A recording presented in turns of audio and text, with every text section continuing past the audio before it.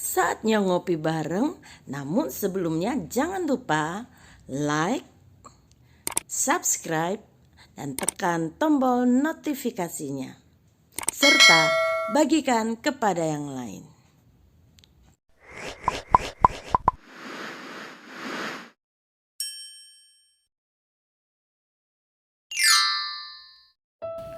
Kaya tapi bodoh. Shalom saudaraku, hari ini kita akan belajar dari kehidupan orang kaya yang bodoh. Dalam perumpamaan tentang orang kaya yang bodoh, Tuhan Yesus menunjukkan bahwa hidup sejati bukan berarti memiliki semua harta yang berlimpah di dalam dunia ini, tetapi bagaimana kita menjadi kaya di hadapan Tuhan.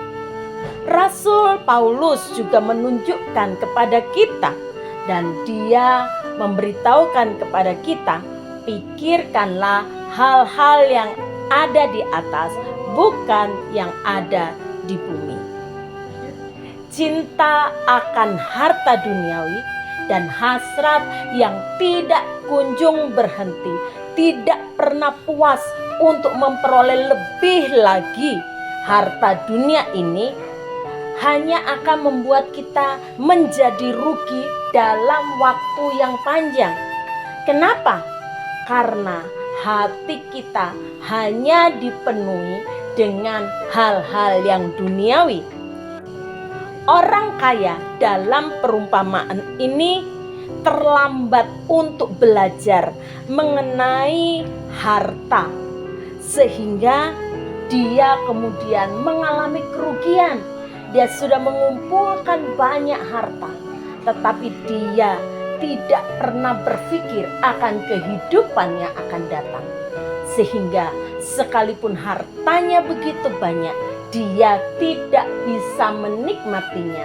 Kenapa? Karena dia mati. Entah untuk siapa harta warisannya. Ada banyak orang-orang kaya di dalam dunia ini yang tidak bisa menikmati kekayaannya. Saya mendengar sebuah cerita tentang orang kaya di kota Singkawang, begitu kaya melimpah. Tetapi ketika dia sakit apapun, dia hanya mencari bodreks. Kenapa? Dia begitu mencintai hartanya sehingga dia tidak mau kehilangan sedikit pun dari hartanya, padahal itu untuk kesehatannya sendiri. Dan ketika dia mati, hartanya begitu melimpah, tidak ada yang dia nikmati selama hidupnya. Ada juga orang-orang yang begitu kaya tetapi dia juga tidak bisa menikmati hartanya. Kenapa? Karena dia terlalu menikmati hartanya, makan semua yang dia punyai, kemudian mengakibatkan kesehatan di dalam tubuhnya terganggu. Darah tinggi, tidak boleh makan yang asin. Kemudian karena kencing manis, tidak boleh makan yang manis. Ada banyak pantangan makanan sehingga dia tidak bisa makan apa-apa. Dia tidak pernah bisa menikmati kekayaannya sampai hari matinya. Saudara, harta yang Tuhan berikan kepada kita adalah anugerah dari Tuhan. Tetapi jangan sampai harta yang Tuhan berikan kepada kita menghalangi kedamaian, kebahagiaan kita di dalam dunia ini, bahkan menghalangi langkah kita sampai kepada kekekalan. Dengan semua harta, kekayaan, berkat yang Tuhan berikan kepada kita seharusnya membuat kita semakin dekat kepada Sang Pemberi berkat itu. Kita harus menggunakan berkat itu, kita kembalikan untuk kemuliaan nama Tuhan. Tuhan berkata, siapa menabur sedikit akan menuai sedikit, siapa menabur banyak akan menuai banyak. Orang-orang yang pintar akan mengetahui, dia akan tanam modal sebanyak-banyaknya supaya dia mendapatkan hasil sebanyak-banyaknya. Apa yang kita sudah lakukan? buat Tuhan yang sudah menganugerahi kita begitu banyak berkat?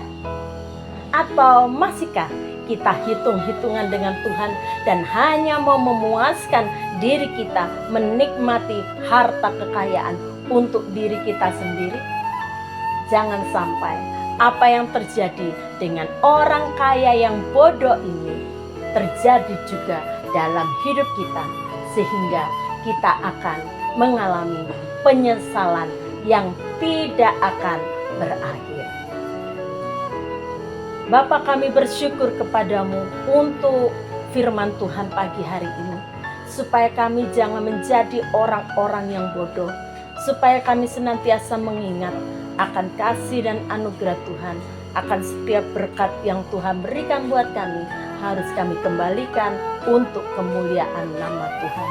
Mari Tuhan, berikan terus hikmat kepada kami, supaya kami mengerti apa yang menjadi kehendak Tuhan di balik setiap berkat yang Tuhan berikan kepada kami, supaya melaluinya kami boleh terus mempermuliakan nama Tuhan, menjadi berkat bagi sesama.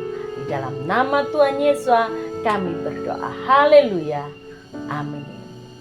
Mari terus belajar dari kebenaran firman Tuhan, supaya kita menjadi orang-orang yang diberkati oleh Tuhan, orang-orang yang penuh hikmat dari Tuhan. Tuhan Yesus memberkati.